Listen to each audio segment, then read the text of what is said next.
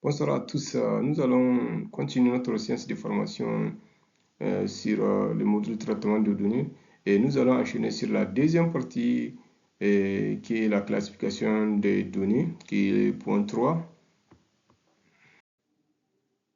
Voilà, après l'étape du codage des données, nous allons passer à la troisième étape qui est la classification des données.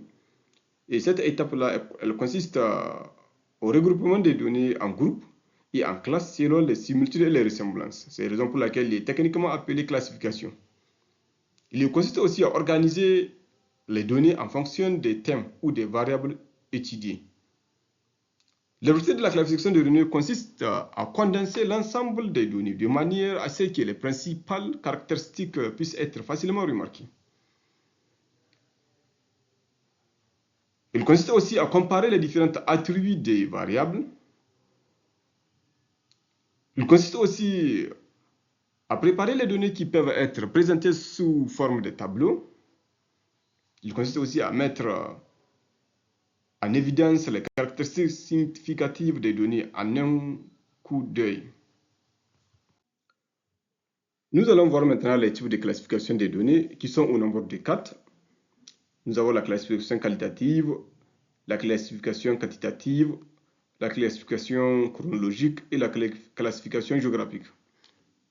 Voilà, pour ce qui est de la classification qualitative, elle consiste à classer les données selon des attributs non mesurables, par exemple le sexe, couleur, profession, et sert à distinguer des catégories descriptives.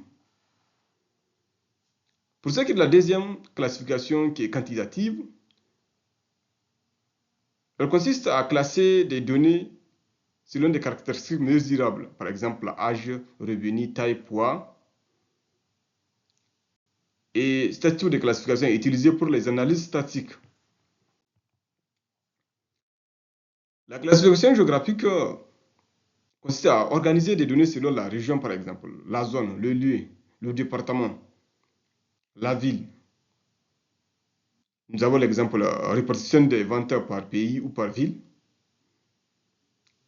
Pour ce qui est de la classification chronologique, elle consiste à classer les données en fonction du temps, jour, semaine, mois, année, et cela permet de suivre les évolutions et tendances dans le temps. Nous allons voir maintenant les éléments essentiels d'une bonne classification. Une bonne classification doit être concise, précise, exacte. La classification doit être basée sur l'uniformité. Elle doit être claire et non ambiguë. La classification doit être flexible pour accueillir des changements si nécessaire. Elle doit être correcte ou précise et ne doit pas inclure des erreurs ou des omissions. Nous allons voir maintenant la quatrième étape du traitement des données qui est la tabulation des données.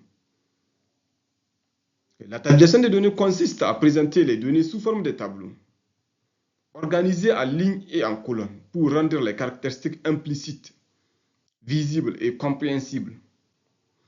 La classification et la tabulation sont étroitement liées et se complètent. Une bonne tabulation doit être claire, concise et précise. L'objectif est de faciliter la visualisation et la comparaison du moins des informations. Elle permet une analyse rapide et structurée des résultats et sert de base au calcul des fréquences, pourcentages et autres statistiques descriptives. Nous allons voir maintenant les différents types de tabulation. Nous avons la tabulation manuelle, tabulation informatique. La tabulation manuelle est utile pour les études petites et simples. Par exemple, vous êtes en train de collecter des données sur, par exemple, un échantillon restreint de 5 personnes. Après la collecte de données, vous pouvez éditer ces données-là manuellement, vous pouvez les coder manuellement, vous pouvez aussi les classer manuellement et vous pouvez aussi les tabuler manuellement. Pour ce qui est de la tabulation informatique, est la plus rapide, plus efficace pour les grandes études. Et ceci nécessite l'utilisation de l'outil informatique. Et ça, c'est lorsque vous avez des données en grande quantité. Les caractéristiques de la tabulation. Chaque tableau doit avoir un titre approprié, concis et exact. Chaque tableau doit avoir un numéro distinct pour une référence facile. Chaque tableau doit avoir des légendes, des stambes en tête de colonnes et de lignes. Le tableau doit aider à mener une étude comparative des données présentées. Et chaque tableau doit être simple, facile et net à comprendre. Les unités de mesure utilisées doivent être indiquées correctement. Les sources des données dans le tableau doivent être indiquées en bas du tableau. Et le titre du tableau doit être en haut du tableau.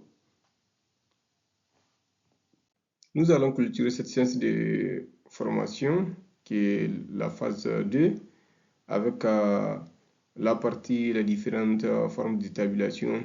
Et ensuite, pour ce qui est de la partie 3, nous allons voir les différentes formes de tabulation au niveau de la partie 3 qui sera la fin du modèle traitement des données.